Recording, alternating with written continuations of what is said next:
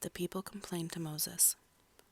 Soon the people began to complain about their hardship, and the Lord heard everything they said. Then the Lord's anger blazed against them, and he sent a fire to rage among them, and he destroyed some of the people in the outskirts of the camp. Then the people screamed to Moses for help, and when he prayed to the Lord, the fire stopped. After that, the area was known as Taberah, which means the place of burning, because fire from the Lord had burned among them there. Then the foreign rabble who were traveling with the Israelites began to crave the good things of Egypt, and the people of Israel also began to complain. "Oh, for some meat," they exclaimed. "We remember the fish we used to eat for free in Egypt, and we had all the cucumbers, melons, leeks, onions, and garlic we wanted. But now our appetites are gone. All we ever see is this manna." The manna looked like small coriander seeds, and it was pale yellow like gum resin. The people would go out and gather it from the ground. They made flour by grinding it with hand mills or pounding it in mortars. Then they boiled it in a pot and made it into flat cakes. These cakes tasted like pastries baked with olive oil. The manna came down on the camp with a dew during the night. Moses heard all the families standing in the doorways of their tents whining, and the Lord became extremely angry. Moses was also very aggravated, and Moses said to the Lord, "Why are you treating me, your servant, so harshly? Have mercy on me. What did I do to deserve the burden of all these people? Did I give birth to them? Did I bring them into the world? Why did you tell me to carry them in my arms like a mother carries a nursing baby? How can I carry them to the land you swore to give their ancestors? Where am I supposed to get meat for all these people? They keep whining to me, saying, 'Give us meat to eat.' I can't carry all these people by myself. The load is far too heavy. If this is how you intend to treat me, just go ahead and kill me. Do me a favor and spare me this misery." Moses chooses 70 leaders. Then the Lord said to Moses, "Gather before me 70 men who are recognized as elders and leaders of Israel. Bring them to the tabernacle to stand there with you. I will come down and talk to you there.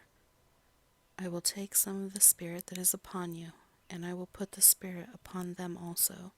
They will bear the burden of the people along with you, so you will not have to carry it alone. And say to the people, 'Purify yourselves, for tomorrow you will have meat to eat.' You were whining, and the Lord heard when you cried, 'Oh, for some meat. We were better off in Egypt.' Now the Lord will give you meat, and you will have to eat it. And it won't be for just a day or two, or for 5 or 10 or even 20. You will eat it for a whole month until you gag and are sick of it. For you have rejected the Lord, who is here among you, and you have whined to him, saying, 'Why did we ever leave Egypt?' But Moses responded to the Lord, 'There are 600,000 foot soldiers here with me, and yet you say, I will give them meat for a whole month. Even if we butchered all our flocks and herds, would that satisfy them? Even if we caught all the fish in the sea, would that be enough?' Then the Lord said to Moses, 'Has my arm lost its power? Now you will see whether or not my word comes true.' So Moses went out and reported the Lord's words to the people. He gathered the 70 elders and stationed them around the tabernacle. And the Lord came down in a cloud and spoke to Moses. Then he gave the 70 elders the same spirit that was upon Moses. And when the Spirit rested upon them, they prophesied. But this never happened again. 2 men, Eldad and Medad, had stayed behind in the camp. They were listed among the elders, but they had not gone out to the tabernacle. Yet the Spirit rested upon them as well. So they prophesied there in the camp. A young man ran and reported to Moses, Eldad and Medad are prophesying in the camp.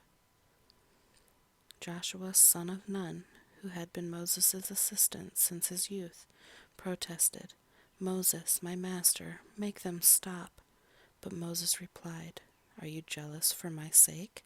I wish that all the Lord's people were prophets, and that the Lord would put his spirit upon them all. Then Moses returned to the camp with the elders of Israel. The Lord sends quail. Now the Lord sent a wind that brought quail from the sea and let them fall all around the camp. For miles in every direction there were quail flying about 3 feet above the ground. So the people went out and caught quail all that day and throughout the night, and all the next day too. No one gathered less than 50 bushels.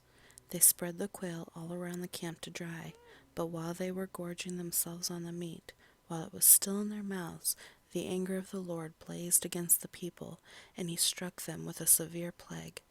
So that place was called Kibroth Hattaavah, which means graves of gluttony, because there they buried the people who had craved meat from Egypt. From Kibroth Hattaavah, the Israelites traveled to Hazeroth, where they stayed for some time.